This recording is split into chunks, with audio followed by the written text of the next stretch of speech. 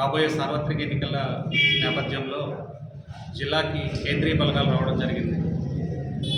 ప్రస్తుతం 4 కంపెనీల CESF central industrial security force బలగాలు రావడం జరిగింది. వీళ్ళకి సంబంధించినంత వరకు అమలాపురం జిల్లా కేంద్రంలోను, రావులపాలెం, మండపేట ఆల్రెడీ 3 కంపెనీలని ప్లేస్ చేయడం జరిగింది. ఇప్పుడు పీగన్నవరంలో మరొక కంపెనీ CESF ప్లేస్ చేయడం జరుగుతుంది.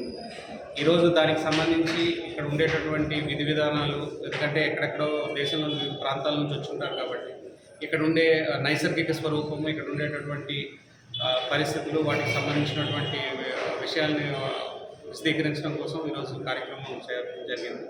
ఇందులో భాగంగా CESF అసిస్టెంట్ కమాండెంట్ తేజస్, అదేవిధంగా SDPO కొత్తపేట రమణ గారు, అదేవిధంగా ట్రైనీ IPS రోహిత్ కుమార్ చౌదరి, తర్వాత మిగతా ఇన్స్పెక్టర్ పీగన్నవరం ప్రశాంత్ కుమార్, తర్వాత ఇన్స్పెక్టర్ రోజురాజులు, మిగతా సిబ్బంది అందరూ కూడా ఉండడం జరిగింది.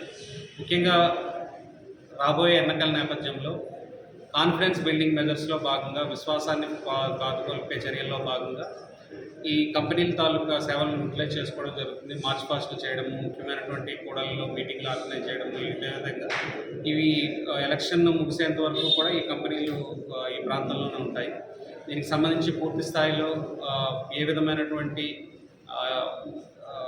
భయపక్షపాతాలకు లోనవ్వాల్సిన అవసరం లేకుండా ప్రజలందరూ స్వేచ్ఛగా తమ ఓటు హక్కును వినియోగించుకునే విధంగా దానికి సంబంధించినటువంటి మెజర్స్ అన్నింటినీ కూడాను దీని ద్వారా తీసుకోవడం జరుగుతుంది. Thank you.